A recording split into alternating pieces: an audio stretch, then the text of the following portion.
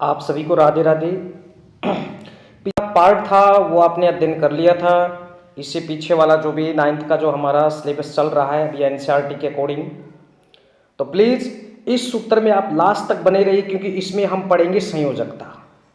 संयोजकता plus आपने ये सूत्र जैसे कार्बन डाइऑक्साइड, जल का सूत्र CaO calcium oxide, magnesium oxide, इसके अलावा कॉपर सल्फेट, ये बहुत सारे सूत्र आपने केमिस्ट्री में देखे होंगे।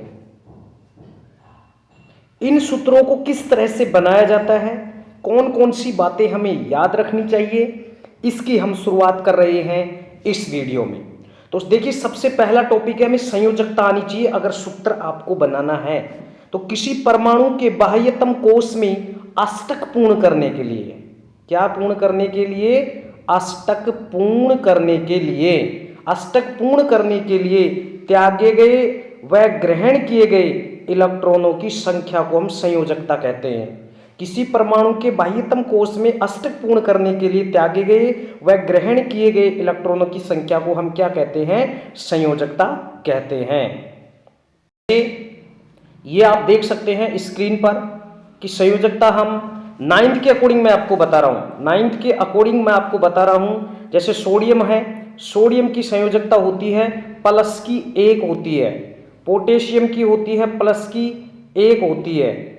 यहां अगर हम बात करें सिल्वर की 1 दे रखी है, कॉपर की अपने पास कॉपर यानी 1 भी है और कॉपर की 2 भी है। मैग्नीशियम का आपको 2 दे रखा है, कैल्शियम का आपको प्लस की 2 दे रखी है, जिंक की आपको प्लस की 2 दे रखी है, आयरन को आपको प्लस की 2 व 3 दे रखी हैं, एल्यूमिनियम की आपको प्लस की 3 दे रखी हैं। अब ये कैसे निकालते हैं, इस चीज को हम अभी यहां सोल्व करेंगे और ये किस प्रकार से निकालते हैं। जैसे सोडियम है, सबसे पहले हमें ये पता होना चाहिए सोडियम कितने नंबर पे आता है। इसमें इलेक्ट्रॉन 11 हैं, तो इलेक्ट्रॉनों का जो वितरण होगा वो क्या होगा? देखिए, मैंने अभी आपको इसी चैप्टर में पढ़ाया है KLMNO, और किसी भी कक्षा में अधिकतम इलेक्ट्रॉन भरने का सूत्र होता है 2n²। तो सूत्र ये कितने नंबर पे आता है? 1 पे, ये 2 पे, ये 3 पे, ये 4 पे, ये 5 पे। तो जैसे इसकी बात करें तो इसमें अधिकतम कितने इलेक्ट्रॉन? 2। इसमें कितने? 8। मैं पीछे पहले पार्ट में मैं ये चीज बता चुका हूं इसी चैप्टर में, जो आपका केमिस्ट्री का तीसरा चैप्टर चल रहा है। इसमें मैं आपको ये चीजें बता चुका हूं, तो वहां आप जाके वीडियो को देखें, बिल्कुल आपको पता चल जाएगा कि कौन से तत्व का इलेक्ट्रॉन संख्या कितना होता है। तो देखिए, जैसे सोडियम है अपने पास 11 नंबर पे आता है, तो K में कितने आएंगे? 2 इलेक्ट्रॉन, क्योंकि 2 ही आ सकते हैं K। इसके बाद में L में कितने आते हैं? 8, बिल्कुल। अब अपने पास 10 हो गए, 1 इलेक्ट्रॉन बच गया, 1 इलेक्ट्रॉन इसमें आ जाएगा, मतलब KLM। इसमें आ गए 2, इसमें आ गए 8, इसमें आ गए 1, तो टोटल हो गए 11 इलेक्ट्रॉन। बाह्यतम कोश में कितने इलेक्ट्रॉन हैं? 1। सोडियम के बाह्यतम कोश में कितने इलेक्ट्रॉन हैं? 1 है इसके बाह्यतम कोश में। ये बात अपने को याद रखनी है। इसके अलावा मैं एक तत्व और ले लेता हूं, जैसे क्लोरीन कितने पे आता है? 17 पे।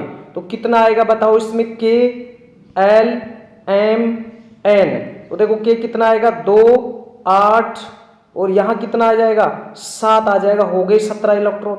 बाह्यतम कोश में कितने इलेक्ट्रॉन? 7। इसके बाह्यतम कोश में कितने इलेक्ट्रॉन? 1 इलेक्ट्रॉन।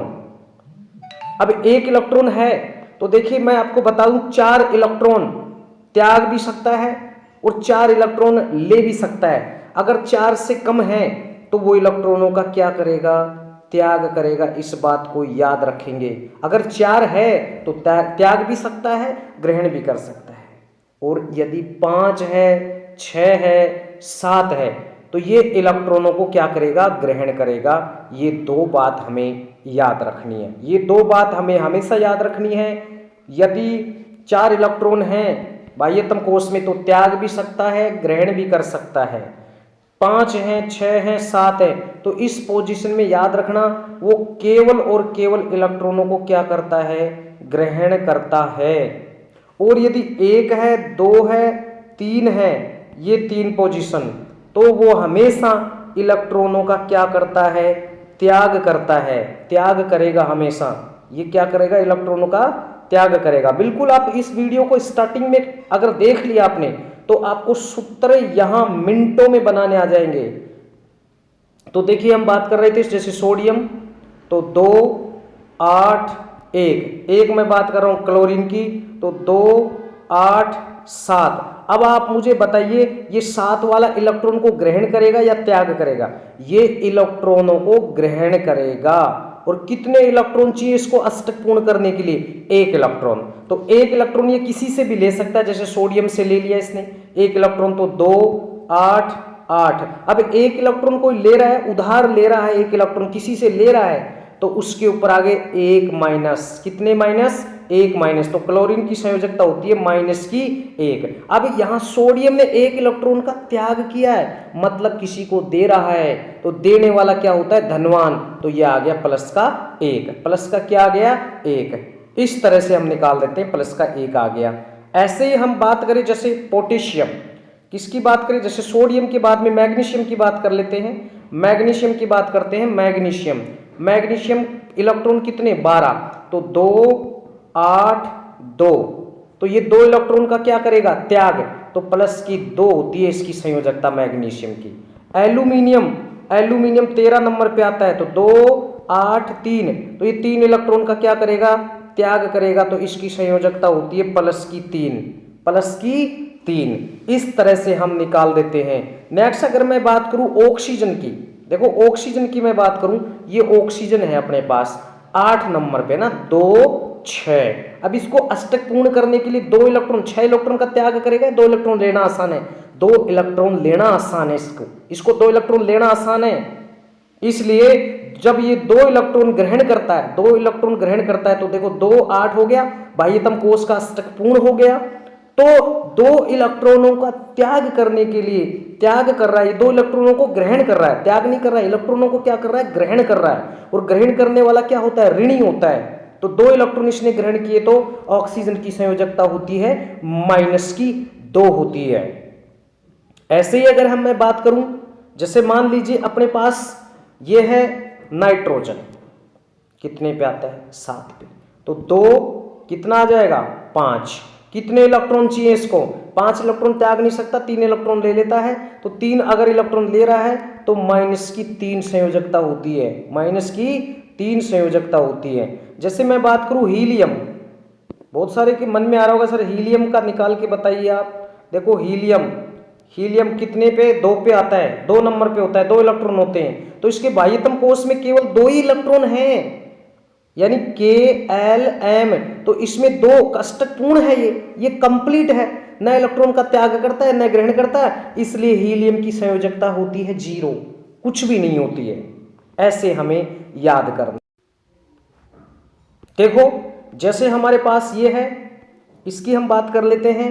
जैसे कॉपर की 2 भी होती है और 1 भी होती है, 1 भी होती है और 2 भी होती है। जब 1 वाली होती है तो उसको क्यूप्रस कहते हैं, और जब 2 वाली होती है तो क्यूप्रिक कहते हैं। ई की मात्रा लगा देंगे ज्यादा वाले के, देखो यहां भी ज्यादा वाले के ई की मात्रा लगाई है, और यहां जाएगा फेरस। यदि Fe+2 है तो इसको फेरस कहते हैं, और Fe+3 है तो इसे फेरिक कहते हैं। ये बात हमें याद रखनी है।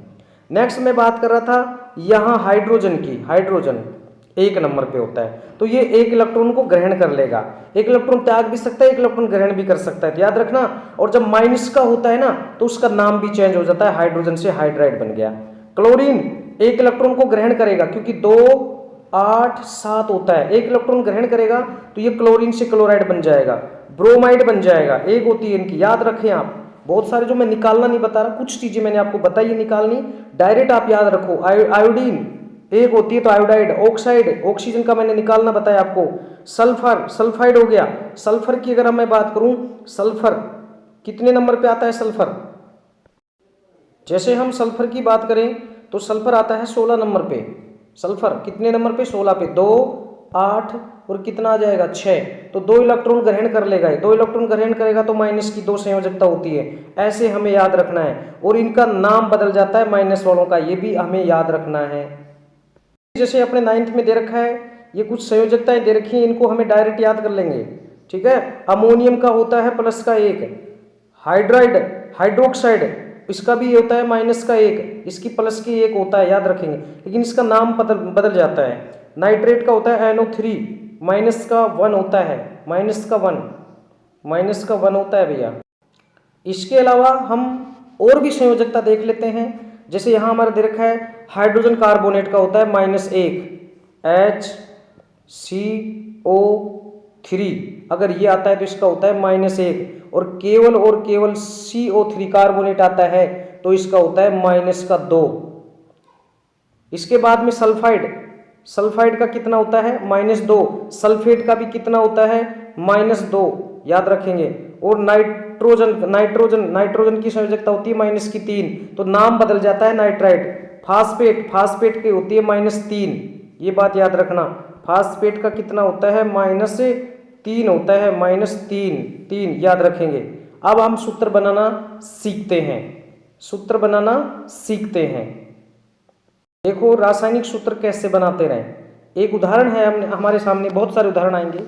जैसे हमें हाइड्रोजन क्लोराइड का बनाना है, तो ये देखो हाइड्रोजन, ये हो गया अपने पास हाइड्रोजन मैं यहाँ लिख के बताता हूँ आपको, और ये क्लोराइड मतलब क्लोरीन से बना है, ये क्लोरीन, इसका कितना होता है, इसका +1, माइनस भी होता है लेकिन यहाँ प्लस है, हाइड्रोजन सीधा लिखा है, हाइड्राइड होता तब -1 कर देते, और क्लोरीन का होता है -1, और इसको इससे गुणा करेंगे और इसको इससे गुणा करते हैं, और जब समान घात यहाँ समान होते हैं तो समान से समान कट गया और ये बन गया अपने पास हाइड्रोक्लोरिक अम्ल या हाइड्रोजन क्लोराइड। नेक्स्ट सोडियम की मैं बात करूँ, देखो सोडियम का होता है +1, क्लोरीन का होता है -1, तो ये इससे गुणा और ये इससे गुणा, एक को लिखते नहीं है तो ये बन गया सोडियम क्लोराइड। ऐसे ही कैल्शियम ऑक्साइड की मैं बात करूं तो ये देखिए कैल्शियम ऑक्साइड Ca, ये तो कैल्शियम हो गया, ये ऑक्सीजन हो गया, इसकी होती है -2 संयोजकता, इसकी होती है +2 संयोजकता, तो 2 से 2 कट गया, लिखने की जरूरत नहीं है, ये लो बन गया कैल्शियम ऑक्साइड। ऐसे बनाते हैं। नेक्स्ट आगे देखिए बहुत सारे उदाहरण है, ये रहा आपके सामने।